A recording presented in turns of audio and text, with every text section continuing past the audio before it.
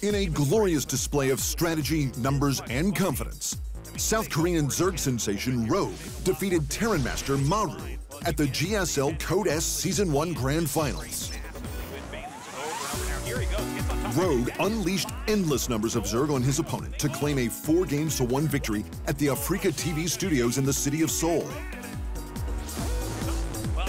In the first 3 games of the Grand Final showdown, Rogue descended upon Maru's army and structures with the formidable Roach, a speedy ground unit that excels in biological combat. This frequently used assault unit was a no-brainer for Rogue. With their hard carapace and passive health regeneration, they can survive a lot longer than other units from their tier. This meant they were easier to switch in and out of battle when their health dropped. With the glial reconstitution upgrade, they charged at high speeds across the battlefield. This made the Roach an ideal unit for switching between attacking Maru or defending its home hatchery. Their acidic medium-ranged attacks are a Roach's core strength. Rogue could immediately turn his attention and focus down important enemy units like siege tanks and marauders in a pinch.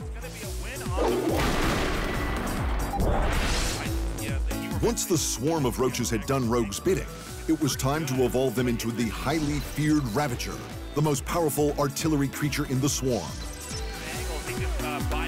The Ravager has higher attack speed, longer range, and can move faster than its pre-evolution.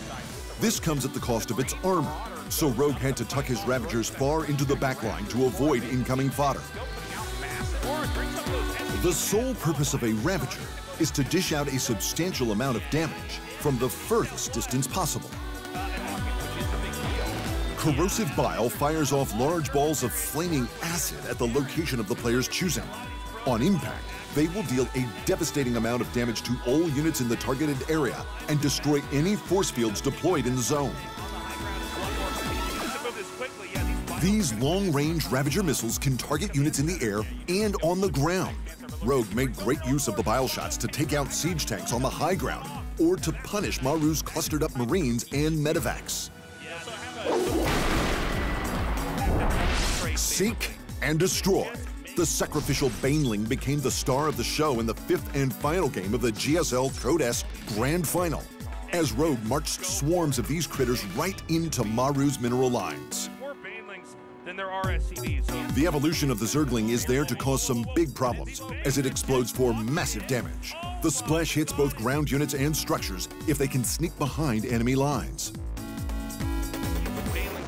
With the centrifugal hooks upgrade, Banelings will roll rather than waddle. This increases their health slightly, but more importantly, they become a whole lot faster. The more grouped up the enemy units are, the more damage these little creatures will do. Maru's SCVs became the ultimate target, as Rogue wiped out his resource gatherers in a single Baneling attack. The downside to these crawlers is their extremely limited health pool and non-existent armor. With the right ranged units, a ball of Banelings can be focused down in seconds before they cause a real problem. These 3 creatures of the swarm are sure to help you climb the ranks in Blizzard Entertainment's Starcraft II.